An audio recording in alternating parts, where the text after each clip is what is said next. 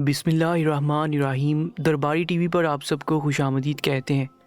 میں ایک شوخ و چنچل اور کھلکھلاتی ہنستی کھیلتی لڑکی تھی۔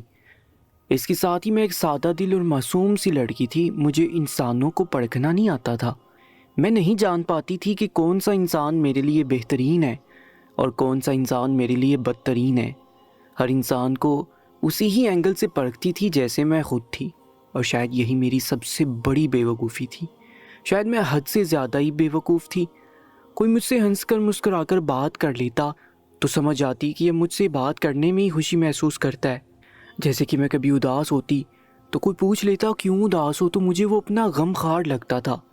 کوئی میری شکل و صورت کو دیکھ کر میری تعریف کر دیتا تو مجھے لگتا تھا کہ وہ سچ بول رہا ہے۔ لیکن یہ انسانوں کے بناؤ تھے اور ایسے چہرے تھے جو لوگ بنا کر بھی رکھتے تھے، اور ان سب لوگوں کی حقیقی چہروں سے یہ چہرے واقعی بہت مختلف تھے۔ بے وقوف اور نادان انسان کو ٹھوکریں کھانے کے لیے ملتی ہیں، اور اگر وہ ٹھوکریں اسے نہ ملیں تو وہ سدھرتا نہیں۔ انسان کو سمجھدار بنانے کے لیے ٹھوکریں لازمی ہوتی ہیں، اور تقدیر بھی زوردار تھپڑ مارتی ہے۔ جب نادان اور لاڈلا انسان ان تھپڑوں کی ضد میں آ جاتا ہے تو وہ بڑا ہو جاتا ہے۔ زندگی کی ٹھوکریں ہی زندگی گزارنے کا طریقہ سکھاتی ہیں۔ میں بھی اپنے گھر کی لڑکی، نادان، معصوم، ہنستی کھلکھلاتی لڑکی، انہی ٹھوکروں اور تقدیر کے تھپڑوں کی ضد میں آ چکی تھی۔ کہتے ہیں نا کہ زندگی کو گزارنے کا صحیح طریقہ سیکھنے کے لیے پہلے غلطی کرنا اور پھر اس غلطی کی سزا پانا ہوتا ہے۔ میں بھی یہی کر چکی تھی۔ کہ میری زندگی کی سب سے بڑی غلطی تھی جس نے مجھے سدھار دیا تھا۔ میری وہ اتنی بلند ہنسی، اتنے بلند کہے ایک دم سے ختم ہو چکے تھے۔ میری امی کہا کرتی تھے کہ تم بہت زیادہ ہنستی ہو، اتنا نہ ہنسا کرو۔ بہت زیادہ ہنسنے والے لوگ اکثر دکھوں کی نظر ہو جایا کرتے ہیں، ان کی زندگی میں دکھ لکھ دیے جاتے ہیں، لیکن ایک ہنسی تھی کہ میرے چہرے سے جدا نہ ہوتی تھی، اور وہی ہنسی ہے کہ میرے چہرے کے قریب تک نہیں بھٹکتی۔ یہ 1 سال پہلے کی بات ہے، جو میں فرسٹ ایئر کے پیپر دینے کے بعد فری ہو گئی تھی اور رزلٹ کا انتظار کر رہی تھی۔ میری چھٹیاں طویل ہو گئی تھیں اور ہمارے گھر میں ہمارے کزنوں کی شادیاں شروع ہونے والی تھی، جس کی وجہ سے ہم تمام کزنز بہت زیادہ خوش تھی۔ ہم ایک دوسرے کے ساتھ مل کر شاپنگ کے لیے جاتی۔ ہر روز ہماری صبح شاپنگ سے ہوتی تھی اور شاپنگ بڑی ختم ہوتی۔ ہمارے گھر میں خوشیاں ہی خوشیاں تھیں۔ ایسے میں شادی کی تیاریاں ہو گئی تو مائیوں کی تقریب رکھ دی گئی۔ میری کزن کی شادی کوئی عام شادی تھی نہیں، یہ بہت بڑی شادی تھی۔ میری کزن اپنے ماں باپ کی اکلوتی اولاد تھی، اور اس کی شادی پر اس کے ماں باپ نے تمام ارمان پورے کیے، اور اس کی شادی پر ملک کے مشہور ترین فوٹوگرافر آئے تھے، اور اس کی شادی کا ایک ایک لمحہ کیمرے میں بند کیا گیا۔ کیمرہ مین کے ساتھ ایک 25 سال کا لڑکا بھی تھا، جو شاید ان کا کوئی شاگرد یا شاید کوئی بھتیجا یا کوئی رشتہ دار تھا۔ دکھنے میں وہ کافی ہینڈسم تھا، شکل و صورت بھی کافی اچھی تھی۔ وہ فوٹوگرافر کے ساتھ فوٹوگرافی کے لیے مدد کیا کرتا تھا، کیونکہ ہمارا خاندان بہت بڑا تھا اور خاندان کے تمام افراد علیحدہ علیحدہ ہو کر تصویریں بنواتے۔ ایسے میں ایک فوٹوگرافر سب لوگوں کو ایک ساتھ راضی نہیں کر سکتا تھا، اس لیے وہ اپنے ساتھ ایک اور فوٹوگرافر کو بھی لے آیا تھا۔ ساری شادی میں فوٹوگرافر ہمارے گھر میں ہی ٹھہرے رہے تھے۔ ان کے لیے گیسٹ روم فارغ کر دیا گیا اور وہ وہیں پر رہتے۔ باقی ہمارے تمام مہمان ہمارے اپنے کمروں میں رہائش پذیر ہو گئے تھے۔ وہ لڑکا جس کا نام سالم تھا، وہ صرف لڑکیوں کے گروپس کی ہی فوٹوگرافی کرتا تھا، اور وہ صرف کر بھی یہی سکتا تھا کیونکہ ہم لڑکیاں بہت ہی زیادہ ایکسائٹڈ تھیں، اور ہر فنکشن کے لیے ہم الگ الگ پوزز سے تصویریں کھنچواتی تھی۔ ایسا ہوا کہ میں اپنی عادت کے مطابق اس سے کافی فری ہونے لگی تھی۔ میں چاہے عمر میں بڑی ہو گئی تھی، لیکن میرا دماغ ابھی بھی بچوں والا تھا۔ میں نہیں جانتی تھی کہ میری یہ غلطی مجھے کتنی مہنگی پڑ سکتی ہے۔ تصویریں کھنچوانے میں پہل میں ہی ہمیشہ کرتی اور اسے کیمرہ چھین کر اپنی پکچرز خود بنا لیتی تھی۔ تمام فنکشنز اچھے سے گزر گئے تھے اور اب ولیمہ بھی ہو چکا تھا۔ ولیمے کے فوراً بعد فوٹوگرافر واپس جا رہے تھے، جو میں نے اس لڑکے کو آواز دے کر کہا کہ آپ نے میری پکچر مجھے نہیں دی، آپ میری پکچرز مجھے دے دیں تاکہ میں اپنے پاس سیو کر لوں۔ تو اس نے نہایت ہی مصروف انداز میں کہا کہ میں اس وقت بہت مصروف ہوں اور آپ کی پکچرز نہ جانے کہاں رہ گئی ہوں۔ آپ ایسے کریں، مجھے اپنا نمبر دے دیں تاکہ میں آپ سے رابطہ کر کے آپ کو سینڈ کر دوں، میں وہاں پہنچتے ہی آپ کو سینڈ کر دوں گی۔ میں نے بھی بلا جھجک اس کو اپنا نمبر دے دیا۔ وہ بہت شکریہ ادا کرتا ہوا چلا گیا۔ اس کے جانے کے بعد میں انتظار کرنے لگی کہ نہ جانے کب وہ مجھے میری تصویریں سینڈ کرے۔ ان کے جانے کے تقریباً 2 ہفتے بعد مجھے ایک ان نون نمبر سے میسج موصول ہوا۔ یہ وہی لڑکا تھا، اس نے مجھے میری تمام پکچرز سینڈ کر دی تھی۔ میں نے گرم جوشی سے اس کا شکریہ ادا کیا اور خدا حافظ کہہ کر فون رکھ دیا اور اپنی تصویریں دیکھنے لگی۔ میری تمام تصویریں بہت ہی خوبصورت آئی تھی، جنہیں دیکھ دیکھ کر میں نہال ہوئی جا رہی تھی۔ پھر یوں ہوا کہ کچھ وقت گزرنے کے بعد مجھے پھر سے اسی کے نمبر سے میسیج آنے لگے۔ وہ چالاکی سے دوسری باتوں میں مجھے پھنسانے لگا۔ وہ خیر خیریت پوچھنے کے بعد ادھر ادھر کی باتیں کرتا رہا اور میں بھی آرام سے اس کے میسیجوں کا جواب دیتی رہی اور وہ بھی مجھ سے باتیں کرتا رہا۔ باتیں کرتے کرتے وقت کا پتہ ہی نہ چلا اور میں اس اجنبی کے ساتھ ہوئی اتنی باتیں کرتی رہی۔ جب مجھے وقت کا احساس ہوا تو میں نے مصروفیت کا بہانہ کر کے موبائل سائڈ پر رکھ دیا۔ مجھے سمجھ نہیں آ رہا تھا کہ وہ خواہاں میں مجھ سے اتنا فری کیوں ہو رہا ہے، لیکن جو بھی تھا مجھے اس سے بات کر کے بہت اچھا لگتا تھا اور میں اسے خود ہی بات کیا کرتی تھی۔ اس کا ایک میسیج آتا میں فوراً رپلائی کر دیتی۔ ایسے ہوتے ہوتے تقریباً 1 ماہ سے زائد عرصہ بیت گیا اور میں بے دھیانی سے اس سے بات کرتی چلی گئی، یہاں تک کہ وہ مجھ سے بات کیے بنا نہیں رہ سکتا تھا اور میری بھی اس سے بات نہ ہوتی تو میں پریشان ہو جاتی۔ اب دوستی بڑھنے لگی اور نہ جانے کب یہ دوستی محبت کا روپ دھار گئی۔ میں نہیں جانتی کہ اس کے دماغ میں کیا چل رہا تھا، لیکن میں اسے دل ہی دل میں محبت کرنے لگی تھی۔ میرے شب و روز اب اسی پر شروع اور اسی پر ہی ختم ہونے لگے تھے۔ میں اب خود پر قابو نہیں کر پاتی تھی۔ میں اپنے تمام جذبات کا اظہار اس سے کر لیتی تھی اور وہ بھی مجھ سے محبت کے وعدے کرنے لگا تھا۔ وہ قسمیں بھی کھاتا تھا اور محبت میں ساتھ نبھانے کے وعدے بھی کرتا تھا۔ اس کے بعد دل کرتا تھا کہ اس کی باتیں سنتی رہوں۔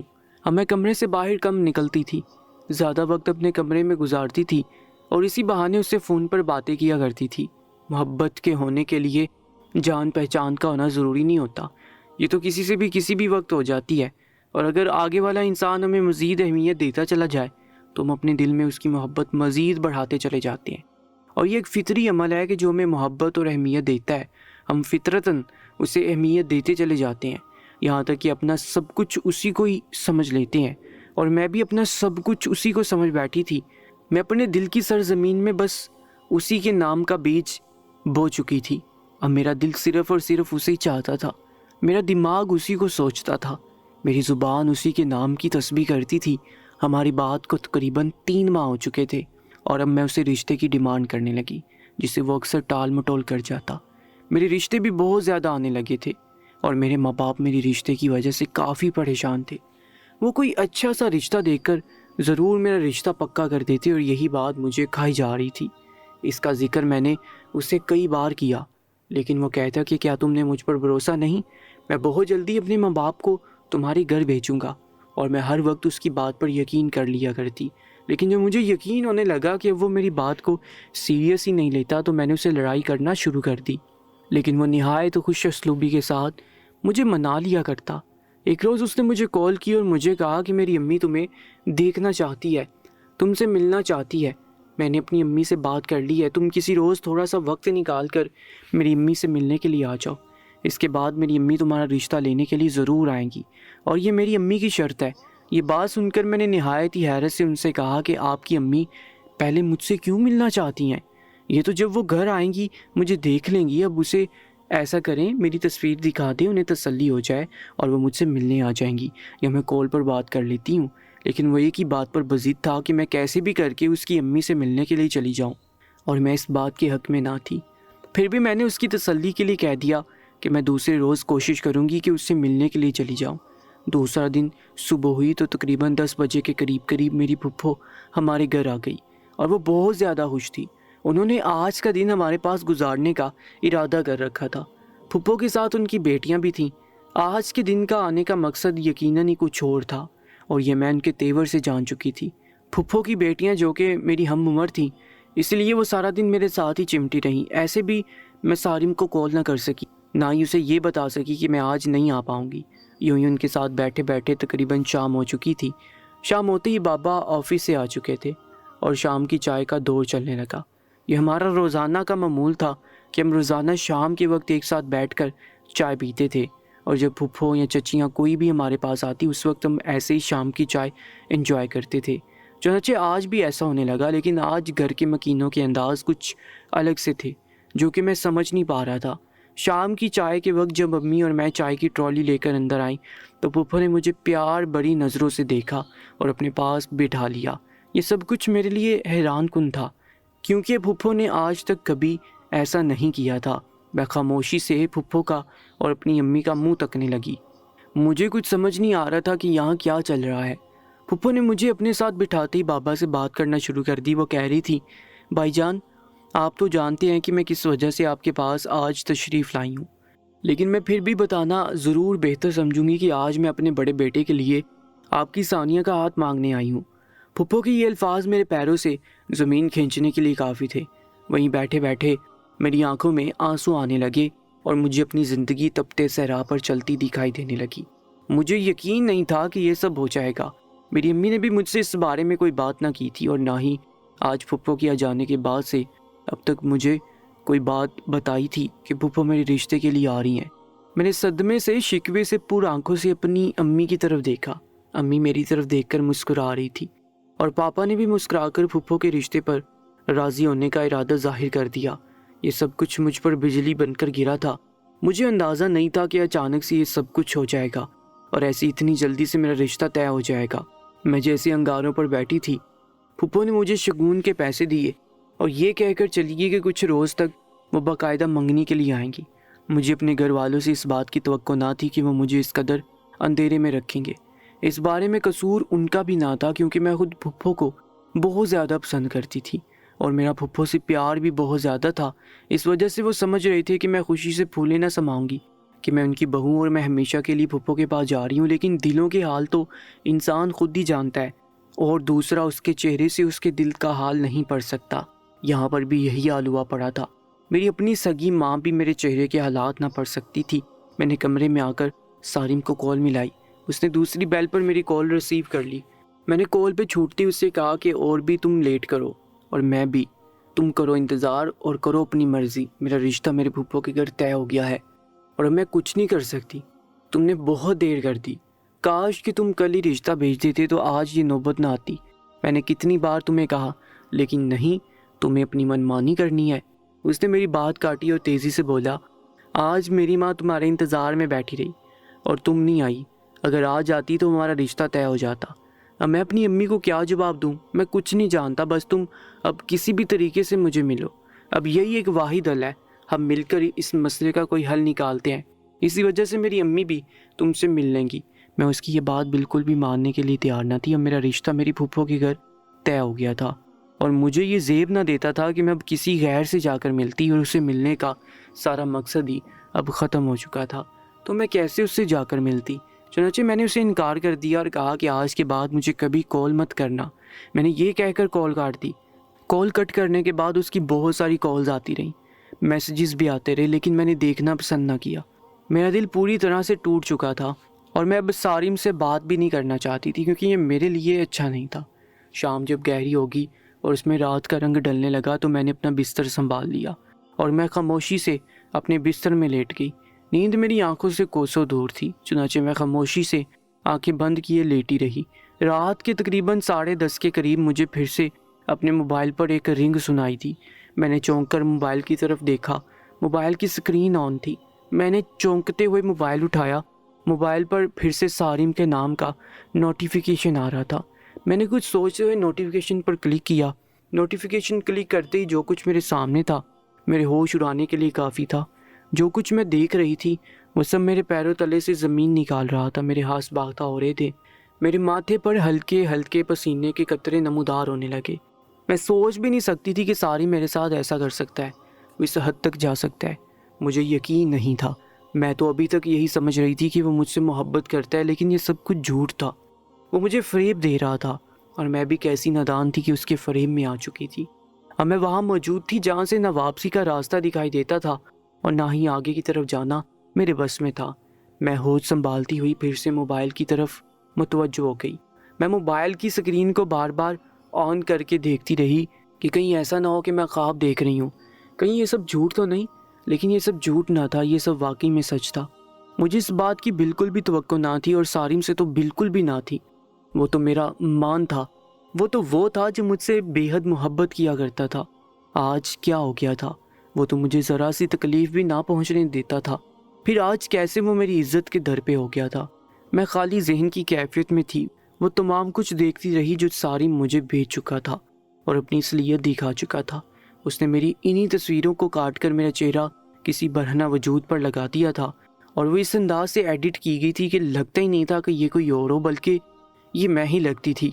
मैं अपने इस फैसले पर बेहद परेशान हुई। मैं जो सोचती थी उसके बारे में वो सब कुछ गलत था। वो तो अपने चेहरे पर एक दूसरा नकाब चढ़ाए हुए था, और ऐसा नकाब जो उसके असली चेहरे को बिल्कुल इस तरह ढांपे हुए था जैसे कि वो उसका अपना असली चेहरा हो। आज पहली बार मुझे अपनी माँ की वो बात याद आई थी जो मेरी माँ ने कहा था कि लोगों के 100 चेहरे होते हैं, इसलिए हर किसी से बचकर चलना। हर किसी को इतना परख लेना चाहिए कि कोई हमें किस एंगल से देखता है हमें भी उसी एंगल से देखना चाहिए जो हमें हमारे एंगल से देखता हो, वरना बहुत से लोग ऐसे हैं जो अपने चेहरों पर खोल चढ़ाए हुए हैं। उस वक्त तो मुझे अपनी माँ की ये बात समझ न आई थी और मैं हंसती थी कि भला चेहरों पर कौन नकाबें चढ़ा सकता है। चेहरे दिखाई दे रहे होते हैं, फिर भी अम्मी कहती कि चेहरों पर नकाब चढ़े होते हैं। आज मुझे समझ आ चुकी थी कि अम्मी ऐसा क्यों कहती थी। आज मुझे खुद से बहुत शर्मिंदगी महसूस हो रही थी। मेरे माँ बाप ने मुझ पर इतना अंधा एतबार किया और मैं उनके एतमाद को इतनी ठेस पहुँचाती रही। जितनी मोहब्बत मुझसे मेरे माँ बाप कर सकते हैं, जितनी हिफाजत मेरे माँ बाप कर सकते हैं, उतनी हिफाजत मेरी कोई नहीं कर सकता। बार बार यही बातें मेरे जहन में कूदती थी। नींद पहले ही आंखों से बहुत दूर थी, लेकिन अब तो इसका कोई नामो निशान भी बाकी न रहा था। मैंने देखा इन बरहना तस्वीर के साथ उसने ये भी लिख दिया था कि अगर तुम कल मुझसे मिलने ना आई तो मैं तुम्हारी ये बरहना तस्वीर एडिट कर दूंगा, तुम्हारे माँ बाप को दिखा दूंगा, फिर तुम्हारी क्या इज्जत रह जाएगी। तुम्हारे लिए बेहतर यही है कि कल तुम मुझसे मिलने लाजमी आओ। मुझे उसके ये अल्फाज अपने दिल पर हथौड़े की तरह बरसते हुए महसूस हो रहे थे। आंसू मेरी आंखों के किनारे भिगोने लगे और दिल में तरह तरह के वसवसे जन्म लेने लगे। मेरा दिल बुरी तरह धड़क रहा था, सांसें तेजी से खारिज हो रही थी, यूँ जैसे मैं मीलों की मुसाफत तय करके आ रही हूँ। आज मुझे एहसास हो रहा था कि मैंने कितनी बड़ी गलती कर दी थी और इस गलती को भुगतना मेरे नसीब में लिखा है। मैंने कैसे किसी गैर पर यकीन कर लिया और कैसे उसे अपने दिल में इतनी जगह दे दी। मैं क्यों ये भूल गई कि वो गैर है और गैर कभी अपने नहीं होते। मेरी माँ ने मुझे ये तो नहीं सिखाया था कि मैं ऐसे काम करूँ, उनकी पीठ पीछे ऐसे गैरों से बातें करती फिरूँ, उनके दिल दुबाती फिरूँ। काश मैंने पहले ही उसे दफ़ा कर दिया होता, मेरे साथ ये सब ना हो रहा होता। मेरे असाम में एक जंग छिड़ चुकी थी। अब मेरा दिमाग मुझसे लड़ पड़ा था। मेरे दिल ने खतरे की घंटी बजा दी थी और ज़ुबान खुदा का नाम ले रही थी। मुझ पे कपकपी तारी हो गई थी। अब वो हल्का हल्का पसीना ज़्यादा होने लगा था और एसी की ठंड कमरे में हद से ज़्यादा तपिश महसूस होने लगी। मैं कई घंटे मोबाइल हाथ में लिए रोती रही। मुझे इस सब का बिल्कुल एहसास नहीं था कि ये होने वाला है। मुझे तो अपने मासूम ज़हन ने सिर्फ मोहब्बत का पैगाम दिया था और इस दिल ने भी उस इंसान की मोहब्बत को कबूल करके उसे अपने अंदर समो लिया था।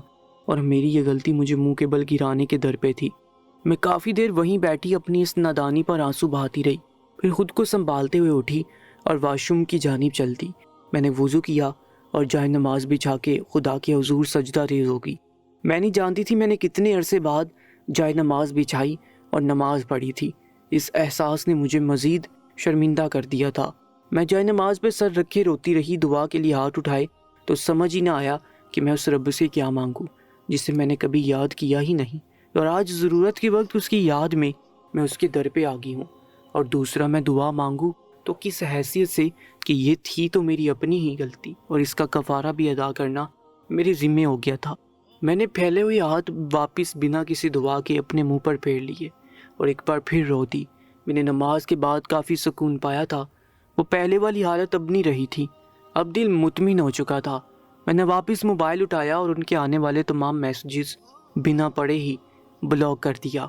उसे ब्लॉक करने के बाद मुझे अंदाज़ा हुआ कि मैं ख़ुद को हल्का फुल्का महसूस कर रही हूँ और मैंने सोने की कोशिश की। अब मुझे नींद ने हल्की सी जुम्बिश दी और मैं नींद की वादियों में उतर गई।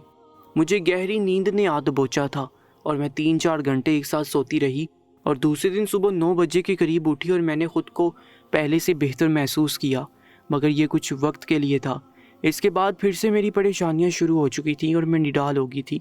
मैंने जैसे ही मोबाइल ऑन किया मुझे नए नंबरों से मैसेजेस मौसूल हुए और साथ ही मेरी नाज़ेबा तस्वीर भी। ये वही सारिम था और मुझसे मिलने के लिए मेरी तस्वीर को बतौर हथियार पेश कर रहा था।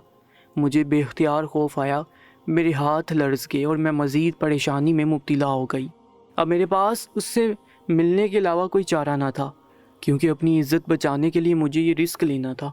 میں نے کئی اوقات سوچنے میں گزار دی اور پھر کچھ سوچ لینے کے بعد میں اس نتیجے پر پہنچی کہ مجھے دوستوں نے انوائٹ کیا ہے اور مجھے جانا ہے۔ چنانچہ بابا مجھے کالج کے گیٹ پہ چھوڑ کے اور میں بابا کے جانے کے بعد سارم کو بلا کر اس کے ساتھ چلی گئی اور مجھے دیکھ کر شیطانیت سا مسکرایا۔ مجھے آج پہلی بار اس کی مسکراہٹ زہر لگی تھی۔ میرا دل چاہا میں اس کا گلا دبوچ لوں اور اس کی یہ شیطانی مسکراہٹ والے ہونٹ کاٹ کر کتوں کے آگے ڈال دوں۔ مجھے اسے دیکھ کر پہلی بار آگ لگی تھی، مگر میں کچھ نہیں کر سکتی تھی کیونکہ میری تصاویر اس کے پاس تھیں جن کی وجہ سے میں کسی کو منہ دکھانے کے قابل نہ رہتی۔ چنانچہ میں نے خاموشی اختیار کر لی اور اس کے ساتھ گاڑی میں بیٹھ گئی اور وہ گاڑی سڑک پر دوڑانے لگا۔ اس نے ایک ویران جگہ پہ جا کر گاڑی روکی اور مجھے باہر آنے کا اشارہ کیا۔ میں خاموشی سے نیچے اتری، وہ میرے آگے آگے چلتا ہوا اس گھر کے اندر داخل ہو گیا۔ یہ گھر کافی بڑا تھا اور سنسان جگہ پر تھا۔ میں خاموشی سے اس کا تعاقب کرتی آہستہ آہستہ چل رہی تھی۔ میری ٹانگیں ہلکی ہلکی کانپنے لگی تھیں اور مجھے خوف آنے لگا تھا۔ ایک غیر مرد کا ڈر، ایک اکیلے سنسان گھر کا ڈر اور عزت چلے جانے کا ڈر۔ میں نہیں جانتی تھی کہ وہ آگے کیا کرنے والا ہے میرے ساتھ۔ میرا دل کئی بار چاہا کہ میں واپس چلی جاؤں، بھاگ جاؤں، مگر میری ٹانگوں نے میرا ساتھ نہ دیا اور میں لرزتے وجود، دھڑکتے دل اور بہتی آنکھوں کے ساتھ اس کے تعاقب میں چلتی رہی۔ وہ آگے بڑھتا ہوا ایک کمرے تک آیا اور اس کا دروازہ کھول دیا۔ میں اس کے پیچھے کھڑی اس کی یہ تمام کارروائی خاموشی سے دیکھ رہی تھی۔ مجھے غصہ اب بھی اس پر ویسے کا ویسا ہی آ رہا تھا۔ میں نہیں جانتی تھی کہ ایسا خوش شکل انسان بھی اس قدر بھیانک ہو سکتا ہے۔ اب میں نہ آگے آ سکتی تھی نہ پیچھے جا سکتی تھی۔ میں مکمل طور پر پھنس چکی تھی اور اوپر سے غیر مرد کے ساتھ مجھے اکیلی لڑکی کا ہونا مجھے مزید خوفزدہ کر رہا تھا۔ میں نہیں جانتی تھی کمرے میں کیا موجود ہے، لیکن اس نے دروازوں کو کہیں پیچھے مڑ کر میری طرف دیکھا اور مجھے اندر آنے کا اشارہ کیا۔ مجھے سمجھ نہیں آ رہی تھی کہ میں کیا کروں۔ جس انسان کے ساتھ میں موجود تھی وہ انسان وہ تھا جو میری عزت کے در پہ ہو گیا تھا، جس کے پاس میری تصاویر تھیں۔ بے شک وہ جسامت میری نہ تھی، لیکن اس پر چہرہ تو میرا تھا نا۔ جو میں کافی وقت باہر کھڑی رہی تو اس نے ہاتھ سے کھینچ کر مجھے اندر لے لیا۔ اندر ایک بڑی LED لگی ہوئی تھی اور اس پر وقفے وقفے سے کچھ چل رہا تھا۔ یہ سب کچھ دیکھ کر میرے پیروں تلے سے زمین نکل گئی۔ آج پہلی بار مجھے اپنے گھر والوں پر ملامت ہوئی تھی کہ وہ اپنی شادیوں پر ایسے لوگوں کو بلاتے کیوں ہیں جو تصویریں ان کی بیٹیوں کی کھینچ لیتے ہیں اور پھر اسی خاندان کی بیٹیوں کو وہی تصاویر ایڈٹ کر کے بلیک میل کرتے ہیں۔ اگر یہ انسان نہ آیا ہوتا اور اس نے تصاویر نہ بنائی ہوتی تو آج میرے ساتھ یہ سب کچھ نہ ہوا ہوتا، لیکن جو ہو گیا تھا سو ہو گیا تھا، اب کچھ نہیں ہو سکتا تھا۔ ہمارے گھر کی عزت ابھی اسی کمرے کی چار دیواری میں تھی۔ میں نے دیکھا LED پر چلنے والی تمام تصاویر ہمارے خاندان کی ہر لڑکی کی تھی۔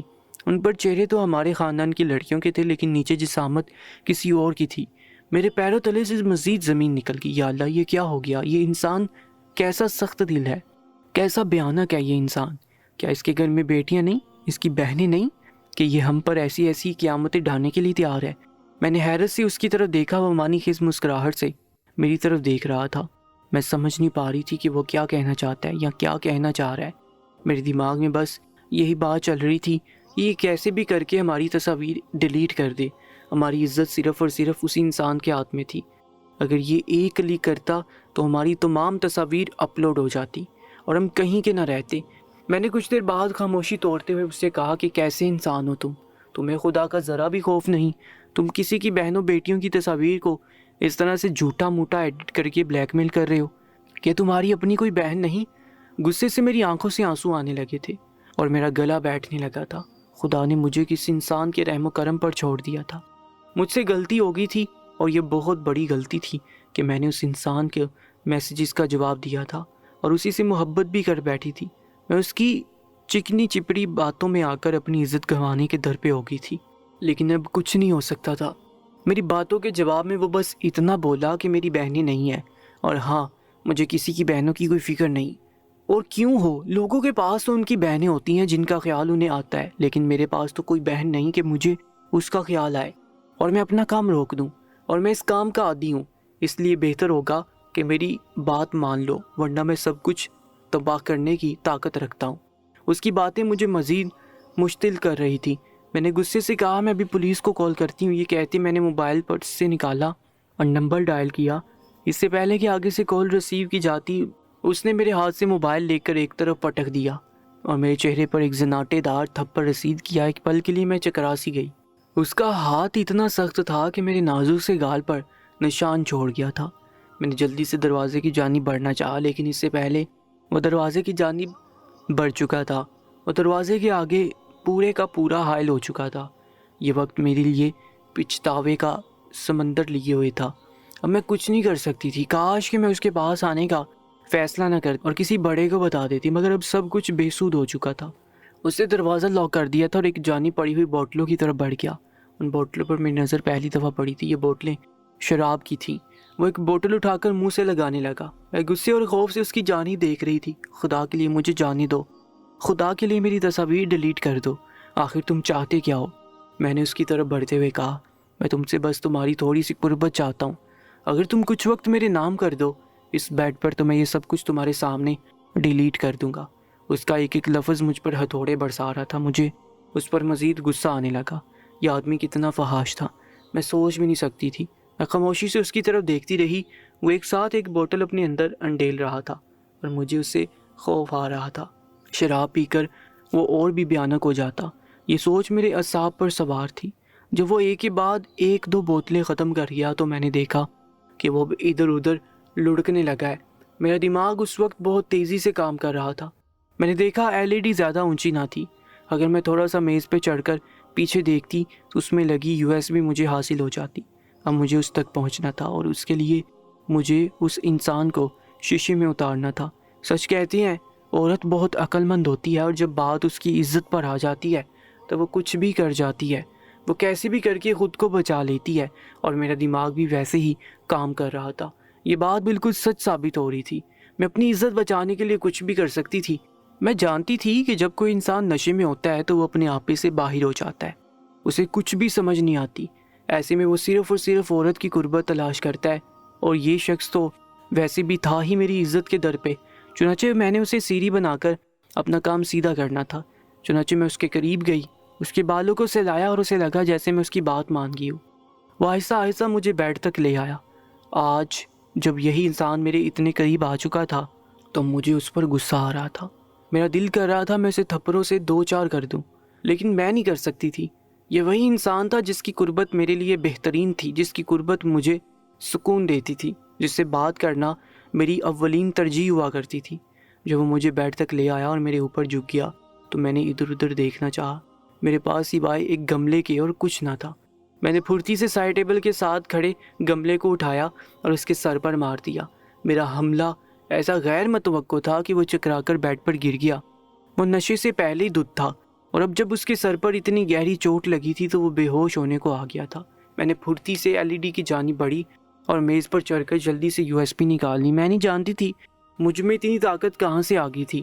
شاید میں چوٹی کی جانب بڑھ رہی تھی۔ میرا دل ابھی تک دک دک کر رہا تھا، لیکن میں نے ہمت نہ ہاری۔ میں نے دیکھا کہ وہ پھر سے اٹھ کھڑا ہوا ہے اور میری جانب بڑھ رہا ہے، لیکن اب میں یہ بھی جانتی تھی کہ اب وہ زیادہ دیر تک مجھے بندی بنا کر نہیں رکھ سکتا۔ میں نے USB نکالی اور اسے نیچے گرا کر اس پر زور سے ایڑی سے رگڑا۔ وہ غصے سے میری جانب بڑھا۔ میں پھر سے بھاگ کر اسی جگہ تک آئی جہاں پر ایک گلدان پڑا تھا۔ میں نے وہ گلدان اٹھا کر پھر سے اس کے سر پر مارا۔ اس بار حملہ ایسا زوردار تھا کہ وہ بے ہوش ہو گیا اور میں جلدی سے دروازے کی جانب بڑھی۔ دروازہ مکمل طور پر لاک تھا۔ مجھے نہیں پتا تھا کہ یہ ان لاک کیسے ہوگا۔ میں مزید اس کمرے میں نہیں رہ سکتی تھی۔ میں نے ادھر ادھر چابی ڈھونڈنے کے لیے ٹہلنا شروع کر دیا۔ میں نے ہر جگہ کو کھود ڈالا تھا، مگر سب بے سود رہا۔ مجھے چابی کہیں سے بھی نہ دکھائی دی۔ میں نے دیکھا کہ اس نے میرا موبائل بیڈ کے نیچے پھینک دیا تھا۔ میں نے جلدی سے موبائل اٹھایا اور آن کرتے ہوئے کال کی۔ یہ نمبر پولیس کا تھا اور میں پولیس کو اطلاع کر رہی تھی۔ اس طریقے سے یہ حیوان بھی پکڑا جاتا اور میں بھی آزاد ہو جاتی۔ چنانچہ میں نے پولیس کو اطلاع کر دی۔ پولیس نے مجھے تسلی دی اور جلد سے جلد آنے کا وعدہ کیا۔ میں اب بیڈ پر بیٹھی ڈری سہمی پولیس کا انتظار کر رہی تھی۔ میری سوچوں پر صرف ایک ہی بات سوار تھی کہ معلوم نہیں میں نے کیسے اتنا سب کچھ کر لیا۔ میں اتنی نازک تھی، اتنی ڈرپوک تھی، اور وہ اتنا توانا مرد تھا۔ نہ جانے کیسے میں نے یہ سب کچھ کیا، نہ جانے اتنی طاقت مجھ میں کہاں سے آ گئی۔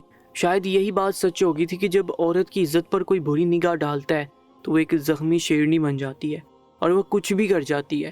اس میں نہ دکھنے والی طاقت آ جاتی ہے، اور یہی ہوا تھا۔ مجھ میں بھی اندیکھی طاقت آ گئی تھی اور میرا دماغ اتنی جلدی سے کام کر رہا تھا کہ میں خود بھی نہیں سمجھ پا رہی تھی، لیکن جو کچھ بھی تھا میں اپنی عزت بچانے میں اور اپنے خاندان کی تمام لڑکیوں کی عزت بچانے میں کامیاب ہو گئی تھی۔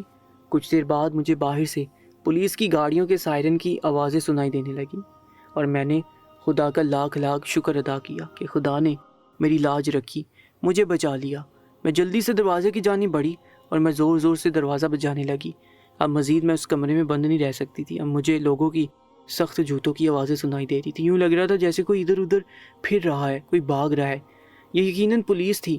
میں مسلسل دونوں ہاتھوں سے دروازہ بجا رہی تھی۔ دروازہ بجانے کی وجہ سے کچھ پولیس والے دروازے پر اکٹھے ہو گئے، مجھے باہر سے آوازیں دے کر تسلیاں دینے لگے، اور میں سے ایک نے دروازے کو دھکا دے کر کھول دیا۔ میں نے خدا کا شکر ادا کیا اور میں جلدی سے باہر کی جانب بڑھی اور سارم فرش پر بے ہوش پڑا تھا۔ پولیس والوں نے اسے اٹھا کر گاڑی میں ڈالا اور ساتھ لے گئی اور مجھے بھی ساتھ لے گئے۔ میں نے ان سے التجا کی کہ مجھے میرے گھر چھوڑ دیں۔ چنانچہ انہوں نے مجھے میرے گھر چھوڑ دیا اور میرے بابا سے مل کر انہیں کہا کہ جب تک بچیاں کالج میں مکمل طور پر غائب نہ ہو جائیں تب تک آپ لوگ وہاں سے مت ہلا کریں۔ آج کل حالات بہت خراب ہیں اور بچیوں کی حفاظت بہت مشکل ہے۔ اگر یہ بچی بر وقت ہم سے رابطہ نہ کرتی تو ہم کبھی بھی اس تک نہ پہنچ پاتے اور اس کی عزت نہ بچ پاتی۔ جبکہ میں من ہی من میں بہت شرمندہ ہو رہی تھی۔ میں اپنے بابا کی جانب نہیں دیکھ پا رہی تھی، نہ ہی اپنی ماں کی جانب آ رہی تھی۔ یہ سب کچھ میرا اپنا ہی کیا دھرا تھا۔ میں اپنے دل میں روشن تھی، لیکن میں جانتی تھی کہ یہ سب کچھ میری اپنی غلطی کا صلہ ہے۔ اگر میں یہ سب کچھ نہ کرتی تو آج میرے ساتھ یہ سب کچھ نہ ہوتا۔ میں واقعی میں بہت نادان تھی۔ مجھے لوگوں کو واقعی میں پرکھنا نہیں آتا تھا۔ میں واقعی ہر کسی کو اسی نظر سے دیکھتی تھی جیسے کہ میں خود تھی۔ میں خود بھی ایسے ہی زیادہ دل تھی۔ مجھے لگتا تھا سب میری طرح ہوتے ہیں، سب لوگ میری طرح سوچتے ہیں، لیکن میں غلط تھی۔ یہ میری زندگی کا پہلا تجربہ تھا۔ میں نے ایک غیر مرد پر بھروسہ کیا اور وہ غیر مرد میری عزت تک آ گیا، لیکن خدا میرے ساتھ تھا، اس نے میری عزت رکھ لی اور مجھ میں اتنی طاقت ڈال دی کہ میں خود کو بچانے میں کامیاب ہو گئی اور میرے عیب پر بھی پردہ ڈال دیا تھا۔ میں آنکھوں میں آنسو لیے اپنی ماں کی جانب بڑھی اور اس کے گلے لگ گئی۔ میری ماں بھی مجھے گلے سے لگا کر رو دی۔ وہ سمجھ رہی تھی کہ کسی نے مجھے اغوا کر لیا تھا، لیکن حقیقت اس سے بہت مختلف تھی جو میں اپنے ماں باپ کو بتانا نہیں چاہتی تھی، اور شاید مجھ میں اتنی طاقت بھی نہ تھی کہ میں اپنے ماں باپ سے اس بارے میں بات کرتی۔ میرے لیے یہی بہت تھا کہ میں اپنی عزت بچانے میں اور اپنے خاندان کی تمام لڑکیوں کی عزت بچانے میں کامیاب ہو گئی تھی۔ اب مجھے اور کچھ نہیں چاہیے تھا۔ اب میں بہت سدھر چکی تھی۔ میں نے ہر کسی سے باتیں کرنا کم کر دیا اور اجنبی لوگوں سے تو بالکل بھی بات نہ کرتی تھی۔ میں اپنی پہلی غلطی پر یہ سب کچھ سیکھ چکی تھی اور دوبارہ ایسا کرنے کی ہمت مجھ میں نہ تھی، کیونکہ میرے لیے سب سے زیادہ اہم میرے ماں باپ کی عزت اور نیک نامی تھی، اور میرے ایک چھوٹے سے قدم سے بھی کچھ بھی ہو سکتا تھا۔ اس لیے اب میں اپنی زندگی میں آگے بڑھنا چاہتی تھی۔ میں اس بات کو جلد سے جلد بھول جانا چاہتی تھی۔ میرے ابو نے میرے سر پر ہاتھ رکھا، مجھے دلاسا دیتے ہوئے کہا کہ مجھے معاف کرنا بیٹا، میں اپنی ذمہ داری پوری نہیں کر سکا، لیکن میں وعدہ کرتا ہوں کہ اب جب تک تم مکمل طور پر کالج میں داخل نہیں ہو جاتی، مجھے تسلی نہ ہو جاتی، تب تک واپس نہیں آؤں گا۔ میں نہیں جانتا تھا کہ میرے اس طرح جلدی آ جانے سے تم پر اتنی بڑی مصیبت آ جائے گی۔ اگر مجھے اس کا ذرا سا بھی احساس ہوتا تو میں کبھی بھی تمہیں وہاں اکیلا چھوڑ کر نہ آتا۔ میرا دل ویسی جذبات سے پر تھا اور میرے آنسو میرے حلق میں اٹکے ہوئے تھے۔ بابا کی یہ بات سن کر مجھے مزید دکھ ہونے لگا اور میں جلدی سے بابا سے لپٹ گئی۔ بابا کافی دیر تک مجھے خود سے لگا کر کھڑے رہے اور دلاسا دیتے رہے، اور میں کافی دیر تک ان کے ساتھ لگی روتی رہی۔ اس کے بعد مجھے پھر سے زندگی کی طرف آنے کی تلقین کرنے لگے، اور میں بھی سمجھ چکی تھی کہ یہ سب کچھ ایک خوفناک خواب کے علاوہ کچھ نہ تھا۔ چنانچہ میں نے بھی یہ سب کچھ بھول کر اب زندگی کی طرف آنا چاہا۔ کچھ روز بعد ہی میری پھپھو میرا رشتہ لے کر پھر سے نمودار ہوئی۔ آج وہ بہت خوش تھی اور آج وہ منگنی کی مکمل تیاریوں کے ساتھ آئی تھی، اور تمام لوگوں کی رضامندی کے بعد مجھے تیار کروا کر اپنے بیٹے کے نام کی انگوٹھی پہنا دی تھی، اور میں خدا کے سامنے شکر گزار تھی کہ اس نے میری عزت رکھ لی تھی، اور آج عزت سے میں کسی سے منسوب ہو گئی تھی۔ یہ سب کچھ میرے لیے ایک معجزے کی طرح تھا۔ اگر خدا اس وقت میرا ساتھ نہ دیتا اور میرا دماغ ایسا تیزی سے نہ چلتا تو شاید آج یہ سب کچھ نہ ہو رہا ہوتا اور میں اس وقت ذلت کی زندگی گزار رہی ہوتی۔ میں نے خدا کی طرف رجوع کیا تھا اور خدا نے میری طرف رحمت کی بارش کر دی تھی۔ میں خدا کے حضور جتنا شکر ادا کرتی وہ کم تھا۔ اب 2 ہفتے بعد میری شادی کی تاریخ رکھ دی گئی تھی۔ میری شادی نہایت خوش اسلوبی سے گزر چکی تھی، اور میرے شوہر جو کہ میرے کزن بھی تھے بہت اچھے تھے۔ پھپھو کا سارا خاندان ہی بہت اچھا تھا، اور میرے لیے یہ سب کچھ ایک جنت سے کم نہ تھا۔ میں خدا کے حضور جتنا شکر ادا کرتی وہ کم تھا۔ میری ایک معافی کے بدلے خدا نے میری سن لی تھی۔ اور مجھے کتنی نعمتوں سے نوازا تھا۔ میں اب یہ سوچتی تھی کہ پہلی غلطی ہمیشہ انسان کو سدھارنے کے لیے ہوتی ہے، اور عورتوں کی غلطیاں کبھی معاف نہیں کی جاتی، بس خدا ان پر پردہ ڈال دے۔ جن پر خدا پردہ نہ ڈالے ویسی عورتیں دنیا میں بہت ذلیل و خوار ہو جاتی ہیں۔ خدا ہر بیٹی کے نصیب اچھے کرے اور اسے بدترین لوگوں سے محفوظ رکھے۔ میں اس واقعے کو ایک خوفناک خواب کے علاوہ اور کچھ نہیں گردانتی۔ میں سب کچھ بھول کر اب اپنی زندگی کی طرف واپس لوٹ آئی ہوں، اور خدا کا لاکھ لاکھ شکر ادا کرتی ہوں کہ اس نے میری لاج رکھ لی۔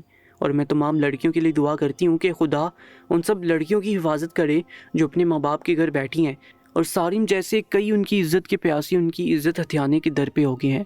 خدا کرے کہ ہر لڑکی سارم جیسے گند سے دور رہے۔